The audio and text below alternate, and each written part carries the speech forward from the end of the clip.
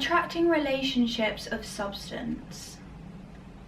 When you finally exit a toxic relationship/environment and slowly process the baggage that came with it, you start to think, how did I actually get in such a toxic place to begin with? Analysing this takes time. Hindsight and perspective are great things. The types of relationship you naturally attract in relation to your self-esteem.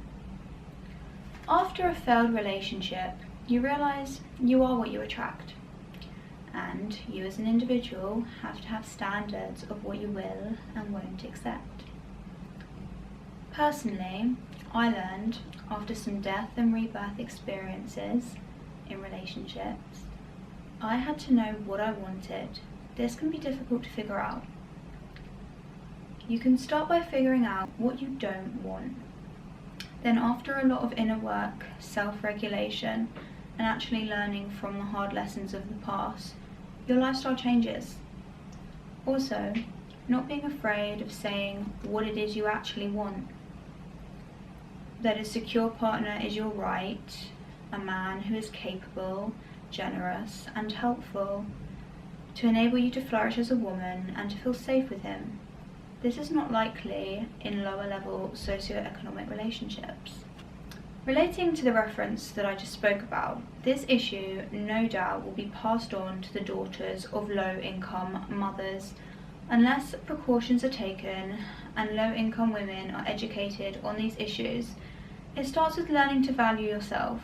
This takes self-reflection, self-awareness, and a willingness to change your quality of life, ideally before you decide to have children, so you're not repeating the low quality of life cycle which perpetrates abuse. Women must value and be in tune with themselves as individuals before having children. Broken societies, broken families, and broken individuals, a multitude of attributing factors. The cycle of poverty. A topic I find interesting is poverty moral? If not, women in poverty and the cycle of it stops with them. The idea of should a woman have children if she doesn't have a dad? This idea is interesting because it calls to attention how if a woman doesn't have a father, ultimately she doesn't have protection in her corner, physically, emotionally, spiritually, financially. The power dynamic, if she chooses to have a child, it's not fair on her. If the man she chooses to have kids with opts out for whatever reason, this is common, ultimately then the woman is left in poverty, in survival mode. As a result, demonstrating to the children the normalisation of this single motherhood. According to All4Kids.org blog, a father's impact on child development. As adults, fatherless children are more likely to face unemployment, low incomes, remain on social assistance, and experience homelessness. Children who grow up without a father tend to enter partnerships earlier, are more likely to divorce or dissolve their cohabiting unions, and are more likely to have children outside marriage or partnerships. Now back to what I've said. A lot of societal issues come from poverty. Knowledgeable individuals know when you don't have money or resources or much of it, when you bring children into this, the question has to be asked, is this moral? Also, with homes being unaffordable for the majority of people, unless they have an inheritance or wealthy parents, the question has to be asked, if you can't afford to buy a home on an average wage, if more and more people are living in flats, do you really want to raise a child or children in a home without a garden? As well as, if you can't afford to eat healthy food, afford to drive, attract a mentally, physically, spiritually, financially stable partner, is it fair to bring a child into that? Not to mention the cuts to public funding. Reference theconversation.com. In 2010, the government switched from uprating the value of benefits each year in line with the retail price index to using a different measure of inflation, the consumer price index, instead. This usually lower and effectively makes welfare payments worth less. In 2012, the value of benefits was capped to increase at 1%, while inflation was forecast at 5.2%. So, with welfare support for families not being at all in line with inflation, it begs the question, why would women want to have children if their quality of life is not considered by the government, especially low-income women? Another reference, an article by University of Cambridge. Boom and bust, ? Millennials aren't all worse off than baby boomers, but the rich-poor gap is widening. The article cites the research published in the American Journal of Sociology when an article by Rob J. Grujtas, Zachary Van Winkle, and Annette E. Fasang discusses wealth accumulation in the US, comparing late baby boomers and early millennials, describes this widening wealth gap as a fundamental moral and political challenge. Another reference. Life course trajectories and wealth accumulation in the United States, comparing late baby boomers and early millennials, co-author Annette Fasang, stressed the importance of urgent public intervention. We need to make it easier for those who are currently being left behind to accumulate wealth in the first place, she said. A slow and tentative approach won't suffice. Significant action is needed to build a more equal society where more people can experience some form of prosperity.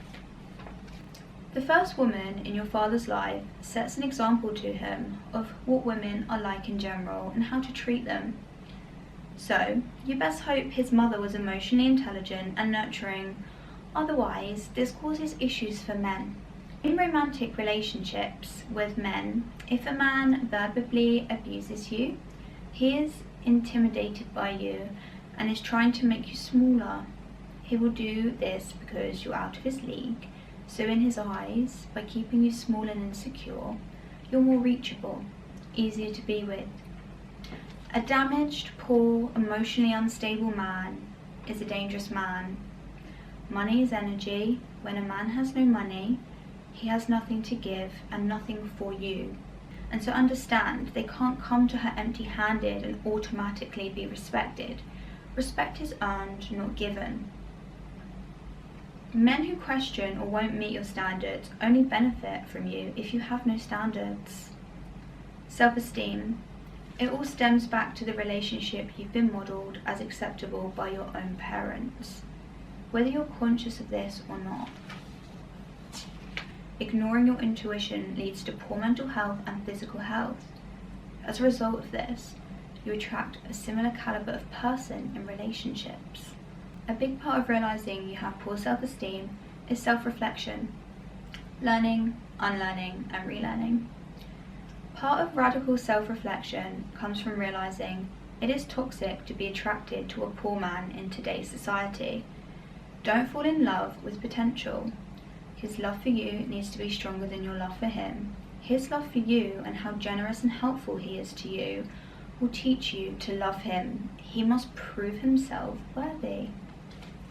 Wanting to be in a relationship with a man only based off looks, superficial, is detrimental to your health. When you have self-esteem, you understand a man has to be ready to take care of you for you to be attracted to him.